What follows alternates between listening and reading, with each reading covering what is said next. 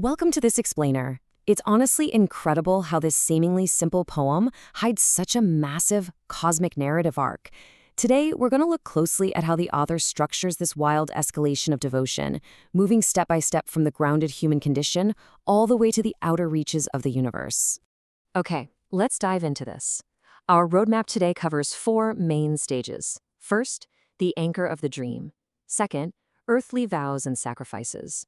Third, the cosmic pull, and finally, transcending death itself. So, starting right off with part 1, the anchor of the dream. Now, every great piece of escalating literature needs a grounding mechanism, right? Something to keep the wild imagery tethered so you don't just completely lose the plot. To understand how the author achieves this hypnotic baseline, we literally just need to look at the number 7. That is the sheer volume of times the author repeats their central chorus throughout this relatively short text. It basically establishes a rhythmic heartbeat that we can continuously rely on no matter how crazy the metaphors get later on. And that core refrain goes exactly like this. I'm the dreamer, you're my dream, I'm in love, and you're my queen. So the crucial point here is that this acts as the thesis statement for the entire piece. By looping back to this simple, deeply romantic anchor 7 times, the poet is giving us a safe harbor. It is a totally brilliant structural choice, ensuring that when the poem eventually blasts off into the stratosphere, we never lose sight of the core human emotion driving the whole thing. Moving right along to part 2, earthly vows and sacrifices. And this brilliantly illustrates how, before the author actually takes us into deep space, they start right here, on the ground, in the very human, very temporal world. The poet initially leans on very physical, relatable, mortal imagery to express their devotion. We're talking lines like, your smile is light, when summer passes by, let us be man and wife, and love is a sacrifice. We've got the passing of seasons, the physical brightness of a smile, and that ultimate earthly societal commitment of marriage. But notice the weight of this specific phrase, love is a sacrifice. This really highlights the heavy earthly commitment being made before the poem even begins its massive escalation. This isn't just some breezy fairy tale. It explicitly requires giving something up. It's a super grounded, mature acknowledgement of what love actually entails in the mortal realm. But how do you describe a love that outgrows the earth? Seriously, if earthly marriage and passing seasons simply aren't enough to capture the sheer magnitude of what you're feeling, where do you go? This exact question jolts us right out of traditional romance and acts as the perfect pivot toward the text's wilder, much larger metaphors. Which takes us to part 3, the cosmic pull.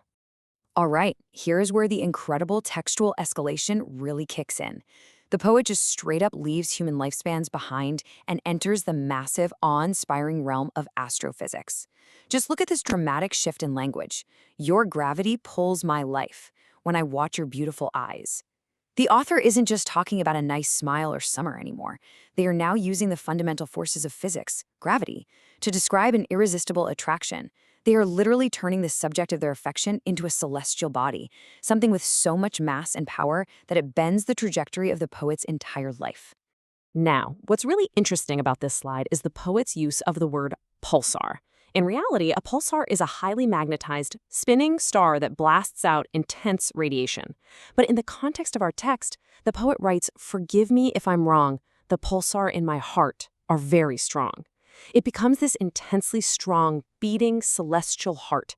It's so utterly overwhelming that the author actually has to ask for forgiveness for its sheer blinding power. They have literally replaced their human heart with a radiating star.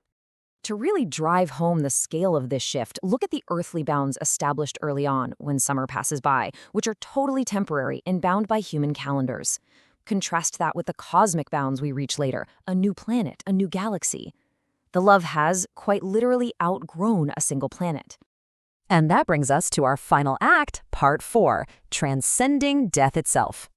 Because here's the thing, even a new galaxy eventually fades, meaning the poem must ultimately conquer human mortality to reach its absolute peak. Let's move to and see how this builds, because the poet actually maps out a literal roadmap of the afterlife for us here, breaking abstract spiritual poetry down into a highly logical sequence. Step 1, breath becomes shallow. This represents physical death, the moment of passing. Step 2, road to heaven, taking us into the Garden of Eden, a direct journey into the promised spiritual afterlife. And finally, step 3, a new planet galaxy, representing the ultimate realization of eternity. It is a remarkably structured approach to the great unknown, charting a clear, distinct path from the deathbed to an eternal cosmic paradise. And to cement this eternal status, look at the divine witnesses the poet brings in to validate the relationship. We see phrases like witnessing heaven and earth, the presence of prayers of sweet vibes, and ultimately the blessing of Father and Christ. The romance achieves its final, immortal form by receiving ultimate divine validation. It's not just a human wedding anymore. It is a spiritually integrated union, sanctioned by the highest cosmic order. But honestly, what makes this text truly masterful is how it lands. After traversing gravity, pulsars, new galaxies, and the Garden of Eden, the poet brings us right back down to this.